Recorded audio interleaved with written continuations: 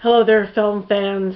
Okay, I've decided to do some video reviews of the films I'm seeing at TIFF 2012. So I hope you guys enjoy these. They're very off the cuff, very spontaneous. I haven't scripted anything. These are just my general first impressions, okay? So please don't expect anything like too organized, because I'm just speaking off the top of my head here. So anyway, the first movie I saw was a movie called Paradise Love. It's an Austrian film. I'm sorry I do not have the director's name on hand at the moment, but I will put it in my information on this YouTube video. Ulrich something, I forget his last name.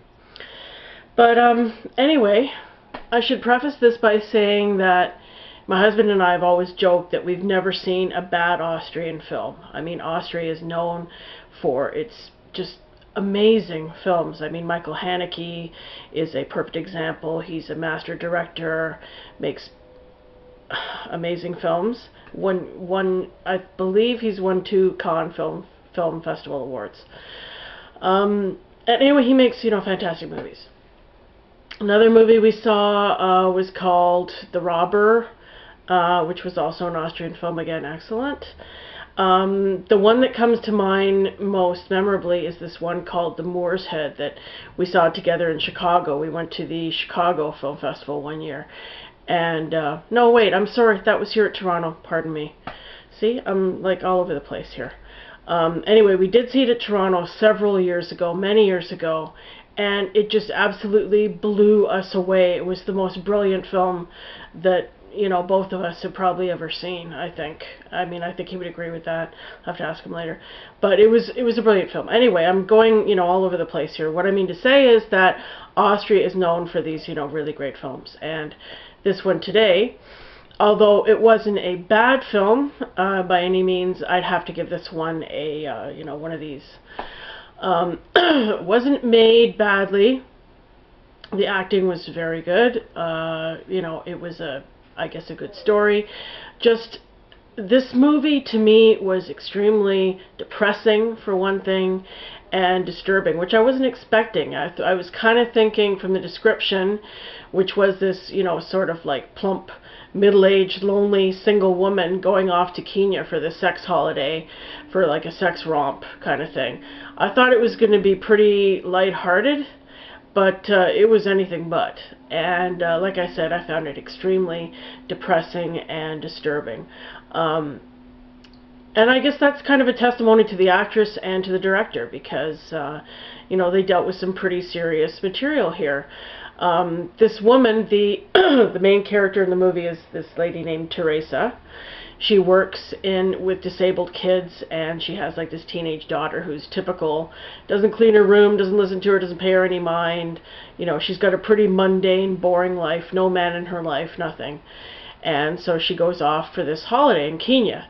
And I've heard about these sex holidays that men take. I've heard like about, sex holidays that men take in, I guess it's Thailand or I don't know, the Philippines. I'm not sure where, but I've heard of these that, men go on. I had no idea that women do this as well, but apparently they do.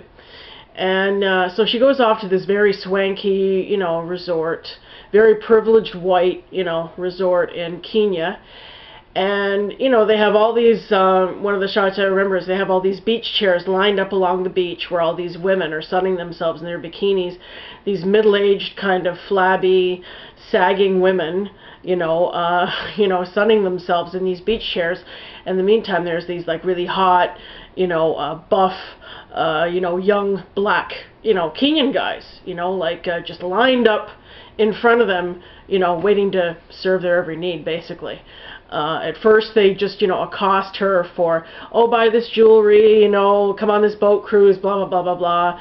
But then it becomes plain that these guys are willing to do they will do anything just for money. Now, what I found really depressing about this movie was that this woman was by no means a stupid woman. She was by no means the kind of woman who would be, like, easily hoodwinked. She'd been around the block. She's a 40-something or, early 50s woman, and these like young 20-something guys are coming at her, and oh, you're so beautiful, you're so lovely, let me take you. And she's like, you know, do you really mean this? Are you telling me the truth? And blah, blah, blah. But anyway, she's there for the sex. I mean, these women go there to feel, I guess, they want to feel young again, they want to feel beautiful again, they want to feel desirable, they want to have a good time. And they're not getting it at home, so they go to Kenya to get it. And what I couldn't understand, but you know, it was so believable, was this woman, although she's no idiot, like, okay, the first guy she meets, she goes to this room with him, and he's trying to, you know, make out with her, and she's like, no, no, no, no, no, I changed my mind, I don't want to do this, blah, blah, blah. And then she meets this other guy who, you know, is kind of a little bit more standoffish. He seems to be a little bit more respectful and way more smooth and, you know, good with the words and stuff. And so she ends up getting involved with this guy. They go off together for this 2 or 3 day whirlwind romance, and of course they end up in bed together, and he's, you know, servicing her and all this stuff. And then, of course, then he takes her to his, what he says is his sister's house, and says, oh, my sister's baby's, you know, her other child's in the hospital, I need money. He starts asking her for money, blah, blah, blah, this and this. Oh, that's not enough, give me more, give me more. So it becomes very obvious that these guys are just in it for the money. I mean, and I mean, how could she even have thought otherwise? This is like, you know, a 50-something woman with like this, you know, hot 20-something, you know, young guy, you know. And, but, you know, she's like, oh, do you really mean this? You know, she's constantly questioning these guys. Like, do you mean what you say? So, you know, I mean, it was pretty ridiculous, and seeing this woman fall into this, and it wasn't the only time. She finds out this guy is married, has a kid, he took her money, and blah, blah, so she gets really pissed off at him. She, you know, freaks out on him and all this, and then she meets this other guy and goes to bed with him. Like, I'm like,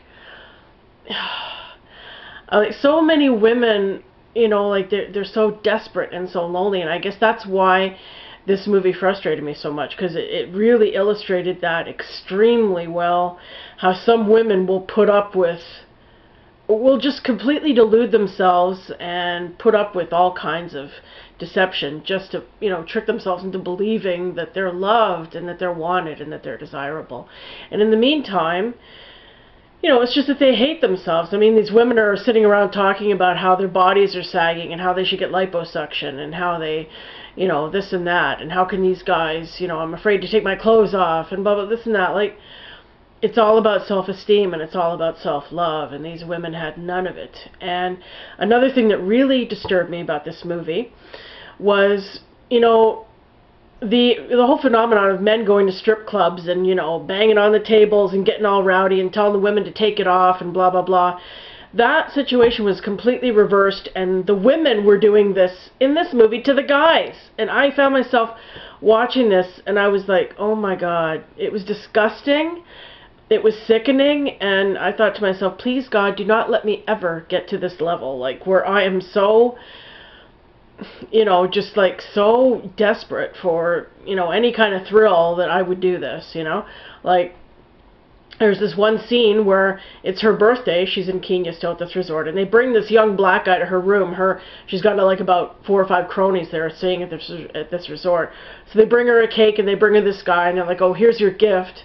And, you know, he takes his clothes off, he's doing a striptease, he's dancing for them, and they tie a ribbon around his dick and all this stuff, and it's just like, it was so degrading, and I couldn't believe I was watching women do this, and I have no doubt that other women have done it, or would do it, or whatever. It's just, it was like awful, you know, I mean, sure, it's awful the way women are exploited and the way women are treated, but in this movie you got to see women doing it to men. And that was really like a switch for, I was like, holy shit. And it was even more ugly, I think, than seeing men do it. It was really, really ugly and horrific. So anyway, I guess I'm going to run out of time soon, so I better wrap this up. This movie did an excellent job at showing how if you're, you know, you're past your prime, you're over the hill, whatever, and if you don't have any love for yourself, if you don't have any confidence, you don't have to go to Kenya to be, to fall victim to, you know, being deluded by men or women if you're a guy, and, you know, be tricked into believing that you're in a relationship when you're not, and you know, put yourself in these situations where you're just, you know, incredibly lonely, and you're never going to really get what you want. You know, it's all about loving yourself. And like I said, the women in this movie hated themselves. You know, they were talking about how, you know, the guys they were married to, they, you know, verbally abused them, told them they were ugly, and blah, blah, blah, this and that. You know, it's no wonder they were so unhappy. But instead of, like, trying to work on things from the inside, they go to this fucking resort and figure, oh, I'm going to get what I need. You know, these guys cater to me. I can get whatever I want here. Yeah, for a price, as long as you keep shelling out the money, you know. So it was really, really, like, some parts of this movie were just really hard to watch. And definitely very thought-provoking, very honest. It's the kind of movie you would definitely not see this in an American movie. Me and my husband were talking about this afterwards. We're saying you could never see this kind of a movie in the U.S. No, they don't make movies about this kind of thing. It's that's why I love European movies and other, you know, films from other countries, because they show it from, like, a totally different perspective, life from a totally different perspective, you know. And not to say that American movies aren't good, but they're not very good at being subtle and showing the nuances of things, and European movies are primo at doing that, and this was definitely no exception. So I will give it a thumbs up for that. But I don't know, I guess it was just the material in the movie, and it just really disturbed me, and you know, I'll be thinking about this one for a while. So anyway, that's my review of Paradise Love. I'm going to give it one of these. I'm going to give it a marginal thumbs up. Okay, so anyways, I will see you in my next video for my next movie. I'm seeing, I believe, 2 movies on Sunday. So I'll give you video reviews of those too. Okay, bye.